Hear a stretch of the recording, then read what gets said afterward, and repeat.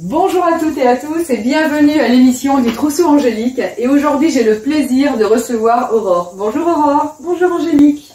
Alors Aurore a un métier qu'on ne connaît pas encore beaucoup. Je vois que moi, quand j'ai des femmes enceintes que j'en parle, elles ouvrent des grands yeux. Donc voilà, si vous allez ouvrir des grands yeux, elle fait de l'hypnonaissance. Donc elle va vous expliquer déjà un petit peu pourquoi elle en est arrivée là et qu'est-ce que c'est l'hypnonaissance. D'accord. Alors l'hypnonaissance, c'est une technique et une philosophie pour accueillir son bébé sans stress, sans peur. En fait, le papa apprend à hypnotiser la maman, il apprend à approfondir l'hypnose de la maman, et le jour J, en fait, ils sont connectés l'un à l'autre. Et donc l'accouchement se passe généralement sans péridurale. On peut, si vraiment c'est trop difficile, on ne sait jamais. Mais en fait, on part du principe qu'on n'est pas censé avoir mal pendant la naissance. D'accord. Et donc on déshypnotise pendant les cours d'hypnonaissance du fait que c'est censé faire mal. On montre des vidéos de personnes qui ont accouché en hypnonaissance. Et petit à petit se déshypnotise, puisqu'en fait la société nous montre que en fait, d'ailleurs tous les films, toutes les histoires qu'on entend, que la naissance, c'est horrible. Et donc petit à petit ils se déshypnotisent et ils font des auto-hypnoses, ils font des hypnoses tout au long des séances. Et petit à petit, ils enlèvent leur peur. Ils se programment pour avoir une belle naissance, ils enlèvent toute leur programmation, leurs anticipations négatives. Et puis, surtout, ce qui se passe, c'est que, comme ils sont de plus en plus détendus au fur et à mesure des séances, et que moi je les suis, ils ne stimulent plus leur système sympathique, ils stimulent leur système parasympathique. Du coup, ils envoient des endorphines dans leur sang, et ils sont complètement relâchés, le col est complètement relâché, le jour J, et donc du coup, ça se passe facilement, ça se passe rapidement. Et c'est des naissances magiques, extraordinaires. Et donc, il faut absolument que ce soit un couple, c'est-à-dire que si une personne... Voilà, une personne toute seule, ça m'est déjà arrivé. Mais alors, elle n'était pas célibataire, elle avait son compagnon. C'est pour des raisons, je pense, religieuses ou personnelles, il n'a pas voulu assister au cours. Et ils ont divorcé par la suite, quand même. Donc, voilà, donc je pense pas que ce soit... Ou alors, il faut une amie, mais s'il y a quelqu'un derrière, s'il y a un papa derrière, parce que le rôle du papa est énorme, s'il ne vient pas, je ne sais pas ce que ça peut faire. Parce qu'en fait, un couple, il va renforcer sa connexion. Et je pense même que plus ils sont ensemble et plus ils sont connectés le jour J, plus les relations avec l'enfant, sur la personnalité de l'enfant et sur leurs relations entre eux, est complètement différente. Et donc, du coup, ils renforcent que même s'ils devaient se séparer un jour, ils seraient en tout cas plein de respect et surtout se cerner sur l'enfant. Donc, ce serait pas... Mais c'est pour ça que je ne recommande pas du tout de faire l'hypnonaissance seul, si on a un papa. Par contre, j'ai déjà fait... non, je ne l'ai pas fait, c'était qu'avec la maman, donc je ne l'ai pas fait sur une maman. À chaque fois, je ne recommande pas de faire s'il y a un papa, et généralement, il y a toujours papa dans le coin quand on m'appelle. Donc je dis, ben non, je ne prends pas les mamans, parce qu'elles me disent, oui, les papas, ils n'ont pas le temps. Je dis, non, il faut qu'ils viennent au moins... non, il faut que les papas viennent avec les mamans, puisque ça donne un rôle au papa. En plus. Mais oui, donc du coup, les papas, ils sont extrêmement contents quand ils ont fini d'avoir leur petit bébé. Ils m'écrivent pas, par exemple, ça y est, ma femme a accouché. Non, ça y est, on a accouché. Il y en a qui me disent, mais c'est quoi ces messages? Mais je dis, non, ils ont accouché, effectivement. On a accouché, Victor est arrivé, c'était génial, c'était tripé. Non, c'est vraiment un truc à deux. À deux, c'est pour papa et maman. Oui, ça c'est vraiment intéressant ça. Et qu'est-ce qui t'a donné cette envie de faire de l'hypnonaissance? Alors ça remonte à mon dernier enfant. Donc le premier c'était pas trop top. Les deux derniers enfants je les ai eus avec François Servant, une sage-femme qui accouche à domicile sur Prades-les-Lez. Et le dernier, en fait j'étais dans une baignoire et je me suis dit c'est l'eau. L'eau, j'avais pas de douleur, aucune douleur. Je me dis c'est pas possible, c'est incroyable. Donc j'étais dans mes vagues. Je pense que j'étais vraiment, j'avais plus du tout de réflexion. Qu'appelles-tu vague? Alors, vague, voilà, vague, en fait, en hypnonaissance, des vagues, c'est des contractions. On n'utilise même pas le mot contraction, parce que dans une contraction, il y a quelque part derrière une douleur. Donc, du coup, c'est vague. Vague, c'est comme une tempête. C'est une tempête, mais qu'on gère. Et c'est une tempête, mais c'est une belle tempête.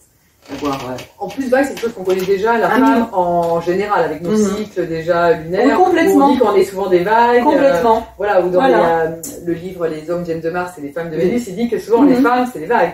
Donc en même temps, c'est bien de se dire, c'est la même chose. C'est la même chose. Même si c'est une nouvelle étape, on reste quand même dans cette vague. C'est vrai que c'est une belle image. Et c'est comme la mer, les vagues. Ça remonte, et puis même le système de la Terre, tout est une vague, tout est un mouvement, tout remonte et descend. Donc on est dans, parce que c'est ça aussi l'hypnonaissance, ça ouvre des portes, même je dis spirituelles, quand on est vraiment détendu, en connexion, c'est-à-dire qu'on se retrouve au milieu du cosmos et à être acteur, à agir sur sa naissance, pas être juste subir, comme beaucoup subissent, on perd quelque chose. Malheureusement, c'est triste, mais on perd quelque chose. Et donc, du coup, moi, j'étais dans ma baignoire, j'ai vu mes vagues, j'ai cru que c'était l'eau, et c'était pas l'eau, parce qu'à un moment donné, elle me dit, Françoise, quoi, j'ai un petit bug, je vais expliquer pourquoi c'était pas l'eau, mais j'ai cru que c'était l'eau jusqu'à la fin, je vais expliquer pourquoi. Donc, elle me dit à un moment donné, Françoise, bon, bah maintenant, tu vas pouvoir pousser. Donc, elle pousse, parce que en hypnonaissance, on souffle. Je vais en parler après. Et donc, du coup, elle me dit, bah, tu vas pouvoir pousser. Je dis, ah non, je veux pas mon bébé dans l'eau. Il va se noyer. Je me rappelais que mon deuxième bébé, en fait, je l'avais poussé pendant un petit moment. Je dis, bah, si je dure plus de 10 minutes, il va se noyer. Parce qu'en fait, quand on est connecté comme ça et quand on n'a pas de douleur, on n'a pas le cortex, on réfléchit pas. On est vraiment, et donc j'étais vraiment dans une torpeur, j'avais pas de douleur, j'étais vraiment dans l'eau chaude, dans la détente, donc je réfléchissais pas. J'étais persuadée qu'il allait se noyer. Quand elle a vu ma panique, elle dit bon, on va te sortir. Donc avec mon mari, ils m'ont sorti. J'étais très lourde en plus, je faisais 83 kilos à l'époque avec le bébé. Donc, ils ont eu du mal à me sortir. Et là, je sors de l'eau. C'était des dernières vagues. Là, c'est l'inconfort. Mais pas l'inconfort, je dirais même des douleurs. Ouh, c'est costaud. Le temps qu'ils me mettent sur le... Donc je me suis dit, c'est l'eau. Le temps qu'ils me mettent sur... Mais non, c'est pas l'eau. C'est parce que j'avais peur. J'avais peur qu'il se noie. Donc les douleurs sont arrivées. Voilà. Et donc c'était pas l'eau, mais je l'ai compris plus tard. Ils me mettent sur le lit. Puis là, le temps que je reprenne les esprits, que je respire et tout, avec mes vagues, avec la douleur, elle me dit, bon, elle me fait, le bébé sort tout seul. Non, elle me dit, Aurore, bon, maintenant il va falloir pousser, pousse. Et là, je sais pas ce qui se passe, le temps que je reprenne, le bébé sort. Tout seul. Et parce que c'était sur le point qu'il sorte, il sort tout seul, comme quoi on n'a pas besoin de pousser un bébé. Et puis moi, je me suis dit, donc ça m'a enlevé une croyance. Je dis, tiens, il sort tout seul. Je dis, mais j'ai pas poussé, mais moi, à une bonne française que c'est, dans le système scolaire, que quand on fait quelque chose de pas bien, on nous engueule. Je dis, putain, excuse-moi du terme. Je dis, non, voilà. Je dis, elle me dit de pousser. Et je dis, je l'ai pas fait. Je dis, mais j'étais... Oui, genre, je me suis dit, les choses pas bien. Voilà. Et donc, je vivais même pas le moment. Mon bébé est sorti tout seul, j'ai paralysé, puis là, j'entends aucun bruit. Je dis, oh, il est mort. Non, donc c'était quand même compliqué. Et elle me dit, non, mais il va très bien, tu veux que je le fasse pleurer? Je dis, non, elle fait pas pleurer. Ça va très bien. Donc, du coup, c'est là que je me suis dit, c'est énorme. Tout ce qu'on m'a raconté, c'est faux. Et non, j'ai pas compris tout de suite ce que c'est les peurs. Et plus tard, je suis tombée sur le livre de Marie Mongan. Au début, je me suis dit, c'est l'eau. J'ai essayé d'expliquer à mes copines, non, c'est l'eau, il faut aller dans l'eau, c'est génial. Il sort même tout seul, c'est incroyable et tout. Parce qu'on est préparé, parce qu'on est dilaté grâce à l'eau, c'est l'eau qui nous met dans un état. Puis quand on sort de l'eau, ça carrément, faudrait mieux l'avoir dans l'eau, il va pas se noyer. Et puis donc, elles ont pas eu des beaux accouchements, puis je tombe sur le livre de Marie Mongan, la méthode d'hypnonaissance. Et là, je me dis, mais c'est pas l'eau, c'est le stress, la peur. Et puis on n'a pas besoin de souffler, puisqu'en fait, on n'a pas besoin de pousser, on le souffle, son bébé. Et là, je me dis, je suis partie me former. Et là, j'ai été passionnée par l'hypnonaissance. Je me dis, mais non, mais c'est ça. En plus, le livre Marie Mongan, hyper pédagogique, avec des outils tout le long. On arrive petit à petit, on se hypnotise du fait que ça fait mal déjà. Et puis après, il y a plein d'exercices. C'est génial. On a envie de se former. Quand on a eu envie de transmettre quelque chose qu'on avait capté, mais qu'on n'a pas été capable, parce que moi, j'ai pas été capable de pondre ce qu'elle a pondu, en fait, dans son bouquin. Et j'ai trouvé génial. C'est comme ça que j'en suis venue. Donc tu t'es dit, bon, je vais pas faire un 5e enfant. Donc tu t'es dit, bah tant qu'à faire, j'en ai 3. 3, pardon. Non, je suis 4e après. Non, pas un 4e enfant. Non, mais j'ai ma collègue qui me disait, parce que quand j'avais fait les festivals de l'alcool de la vie, qui disait avec moi, elle disait, moi j'en veux pas un 4e. Non, elle en a eu combien? Elle en a eu 3. Et elle dit, mais par contre, parce que je veux pas l'éduquer, parce que c'est compliqué, un 4e, mais par contre, je veux bien raccoucher. Pour juste, et pour tester aussi la méthode. Oui, voilà. Donc, non, mais elle l'avait eu en hypnonaissance. Donc, ça lui donnait envie. Voilà. Donc, mais je pense qu'en hypnonaissance, ça doit être géant. Parce que moi, justement, quand j'ai eu mon bébé, j'étais pas connectée. En fait, j'étais ça c'est sûr dans la baignoire, mais j'ai oublié mon bébé. J'étais dans les vagues, j'accompagnais, mais comme ça, mais j'étais pas là. J'étais dans une autre sphère, mais si j'avais eu des cours d'hypnonaissance, d'abord, mon ex, qui est mon ex maintenant, il n'aurait pas été dans la télé, en train de me laisser toute seule devant un film. Donc, non, même pas un film, un match de foot. Non, encore pire.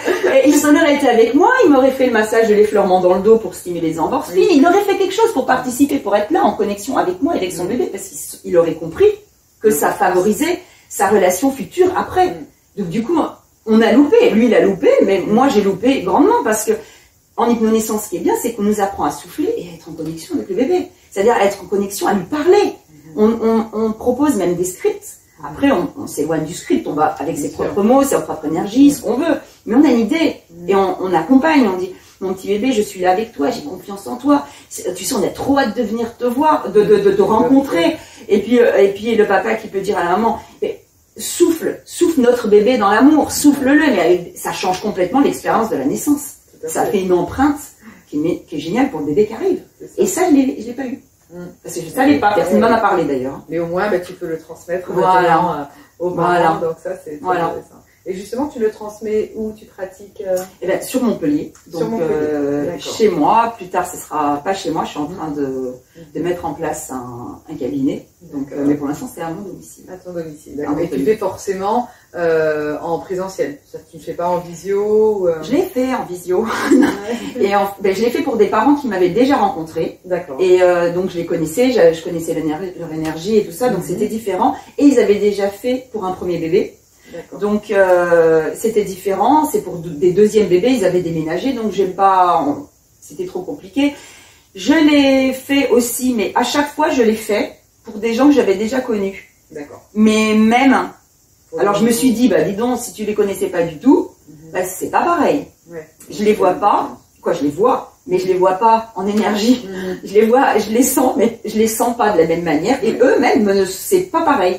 Je peux pas corriger, je peux pas voir ce qui... Parce qu'en fait, on arrive à déterminer si, en fonction des petites mimiques, en fonction du couple, comment ils interagissent entre eux, ce qu'ils se disent. J'arrive à déterminer les petits problèmes que eux vivent souvent. Mais quand je les vois, dans un petit écran comme ça, ils sont sur leur canapé, souvent la vision est floue. C'est à cause du Covid là qu'on a été obligé de faire des trucs comme ça aussi, mais c'est pas pareil. C'est pas quelque chose que s'il n'y a pas le choix, je le fais. Mais généralement quand on m'appelle pour des cours d'hypnonaissance, j'oriente vers les collègues, parce que des fois il y en a qui m'appellent à cause des festivals des écoles de la vie qui sont loin, puis qui ont mes coordonnées, qui m'appellent parce qu'ils m'ont vu. Je leur dis non, il y a des gens, parce qu'en fait on est de plus en plus formés en fait, et il y en a partout. Pas dans tous les endroits, mais il y en a. Après, si on veut faire, si c'est du visio, si c'est mais c'est différent. Si c'est pour faire du visio ailleurs, autant que je fasse le visio. C'est clair. Mais si c'est pour faire du présentiel, je préfère faire du présentiel ailleurs pour le couple en fait. Et est-ce que ça se fait j'ai cru aussi comprendre que ça se fait des fois en groupe. Il y a des ateliers, il y a des. Alors, ça arrive, pas avec moi, parce qu'en fait, il n'y a pas assez de monde pour faire de l'hypnonaissance en fait.